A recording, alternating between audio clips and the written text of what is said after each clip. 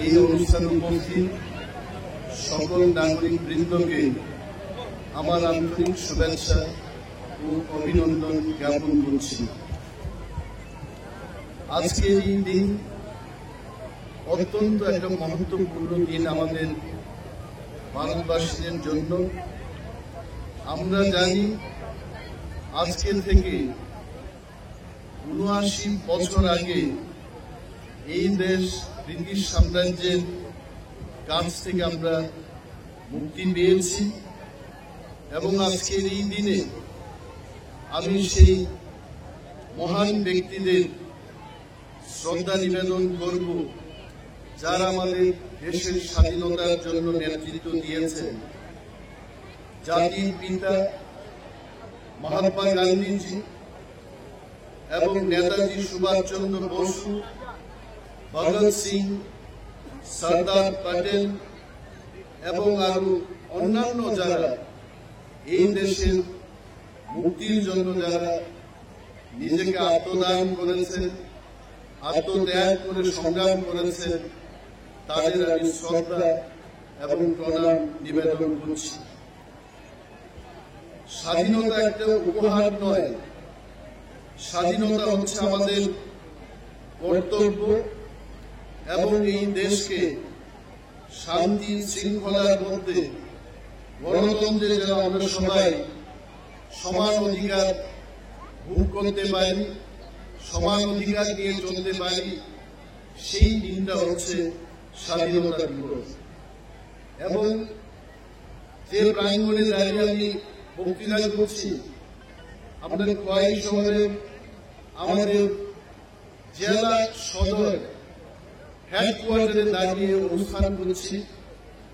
খোয়াই অত্যন্ত একটা প্রাচীন শহর ত্রিপুরা রাজ্যে এবং খোয়াই নদীর কাছে এই শহরের অবস্থান। আমাদের এই খোয়াই শহরের লোক সংখ্যা গত 2011 সালের যে জনগণনা সেটা ছিল 18,526 জন এবং সেখান থেকে 2025 আমরা আজকে 26,800 লোক সংখ্যায় দাঁড়িয়ে আছি। এবং আমাদের এই খোয়াই লিটারেসির দিক থেকে, শিক্ষা দীক্ষার দিক থেকে ত্রিপুরা রাজ্যের মধ্যে এমন দি হাইয়েস্ট, অর্থাৎ অন্যান্য জায়গায় যা লিটারেসি রেট রয়েছে এবং সর্বোচ্চ যে লিটারেসি রেট তার মধ্যে খোয়াই শহর একটা হাইয়েস্ট লিটারেসি রেটের মধ্যে আছে। অলমোস্ট 97.5% আমাদের এই খোয়াই শহরের লোক শিক্ষায় শিক্ষিত। Very rich in cultural diversity, strong community bonds, vibrant local traditions আমাদের এই খোয়াই জেলা এবং খোয়াই শহরের মধ্যে আমরা দেখতে পাই। এর গর্বের সাথে এই কথা বলতে হয় যে আমাদের এই জেলা থেকে অনেক পলিটিক্যাল ব্যক্তি যারা আমাদের রাজ্যকে নেতৃত্ব দিয়েছেন, এমন সব মহান পুরুষদের কথাও আমি আজকে এই মহতি দিনে উল্লেখ করতে চাই।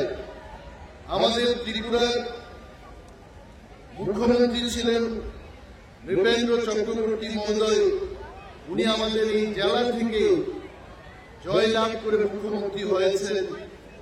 প্রয়াত দশরথ দেব উনি মুখ্যমন্ত্রী ছিলেন আমাদের এই জেলা থেকে। রাজ্যের শিক্ষামন্ত্রী ছিলেন শ্রী অরুণ কুমার কর।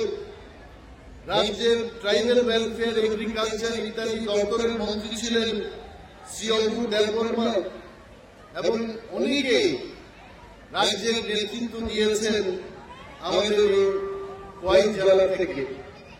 এবং খোয়াই জেলার পপুলেশন এখন যে জায়গায় আমরা আছি প্রায় 3.5 লক্ষের মতো আমাদের লোক সংখ্যা এই জেলায় এবং আমাদের লিটারেসি রেট হচ্ছে 87.8%, খুব গর্বের কথা।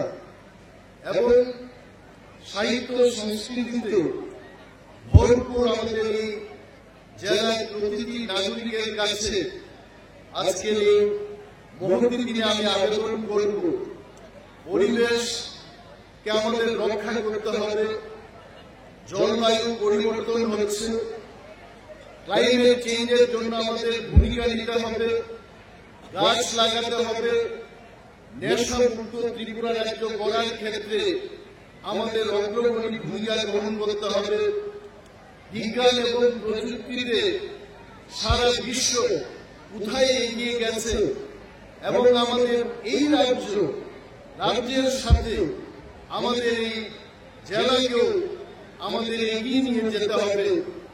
আর্টিফিশিয়াল ইন্টেলিজেন্স, এআই আগামী প্রজন্মের জন্য এবং youth in the present days artificial ইন্টেলিজেন্সকে কিভাবে আমরা রপ্ত করতে পারি, শিখতে পারি, সেই বিষয়ে যুবকদের প্রতি আমি আবেদন জানাবো। এআই কে যেন আমরা শিখে তার সাথে যেন আমরা থাকতে পারি। এই মহকুমা, এই জেলাকে যেন আমরা এগিয়ে নিয়ে যেতে পারি, তার প্রচেষ্টা আমাদের অবশ্যই গ্রহণ করতে হবে।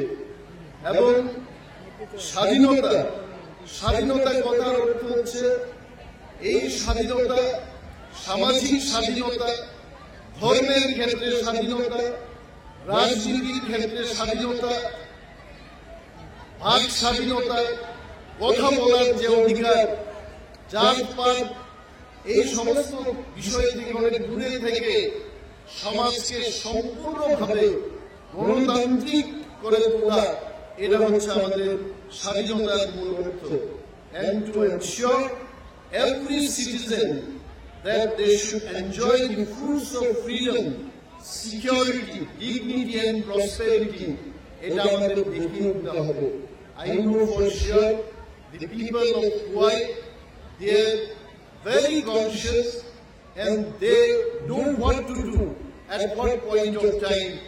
নাটক করতে গিয়ে বলুন, কালচারকে ত্রিপুরার মধ্যেই নয়, দেশের মধ্যে আমাদের কালচারকে প্রদর্শনীর ক্ষেত্রে আমাদের এই জেলা অত্যন্ত অগ্রণী ভূমিকা অতীতেও নিয়েছে এবং ভবিষ্যতে নেবে। এবং এই কয়েক জেলাকে আমাদের সাজিয়ে তোলার ক্ষেত্রে সমস্ত নাগরিকরা আমরা ইউনাইটেডলি কাঁধে কাঁধ মিলিয়ে আমাদের রাজ্যের সাথে জেলাও যেন আমরা এগিয়ে কাজ করতে পারি, সেই আবেদন আপনাদের কাছে রাখব। এবং আমাদের এখানকার যে সরকার চেষ্টা করছে প্রতিটি গরিব মানুষ আজ পর্যন্ত যারা ৭৯ বছর তাদের সত্যিকারের এই স্বাধীনতার অর্থকে তারা উপভোগ করতে পারছেন না। বিভিন্ন স্কিমের মাধ্যমে রুরাল ডেভেলপমেন্ট,